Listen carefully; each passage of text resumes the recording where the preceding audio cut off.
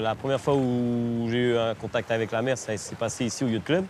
Mon père tenait le restaurant du yacht club et donc dès que j'ai su nager, je nageais entre les pontons. Après, on a pris des vieilles planches à voile avec des lames. On a été explorer le lagon.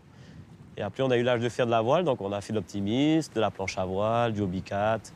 Navigateur, ça m'a emmené autour du monde. Donc à des championnats du monde, des championnats d'Europe, des championnats de France, les Jeux du Pacifique, les Océanias. Déjà bébé, hein, il a grandi dans ce milieu-là.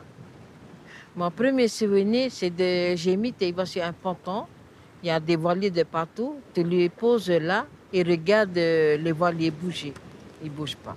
Là, il peut rester très longtemps. Toute ma vie, j'ai navigué sur des supports modernes.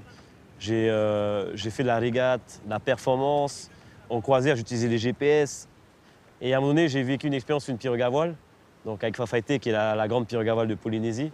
C'est comme si je renaissais, en fait. J'étais un petit bébé sur une pirogue à voile, encore plus connecté à la nature. Et donc, j'ai réappris à naviguer.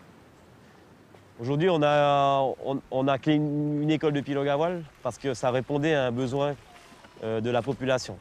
C'est d'être autonome, de ne pas avoir besoin d'instruments.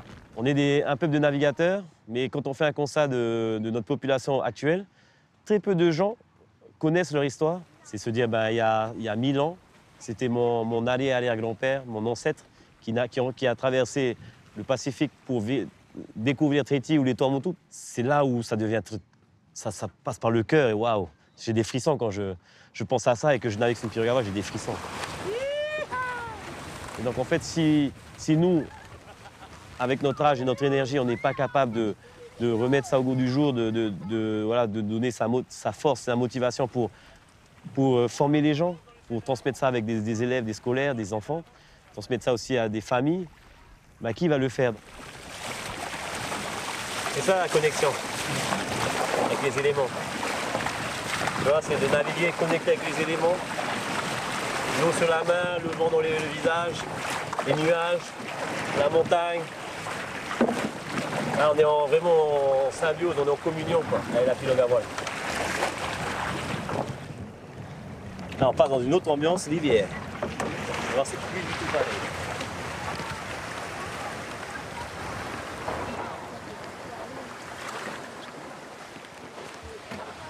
Alors, est-ce que c'est cool ici, là, ou pas?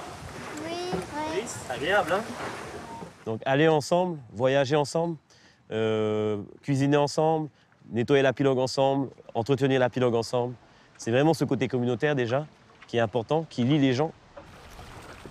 Et le futur, tous les jours j'y pense, c'est construire de nouveaux modèles de pirogue à voile, c'est ouvrir d'autres écoles dans les îles et que des gens dans les îles veuillent encadrer ou même gérer ces écoles de pirogue à voile. Et qu'un jour, la pirogue à voile soit un peu plus mis en avant, donc que ça devienne un moyen de transport dans le lagon, que ce soit un moyen de transmettre des connaissances, que ce soit aussi un moyen de voyager entre les îles et de faire du fret peut-être. Tu vois, c'est ça le futur. C'est construire tout ça, tout cet avenir-là.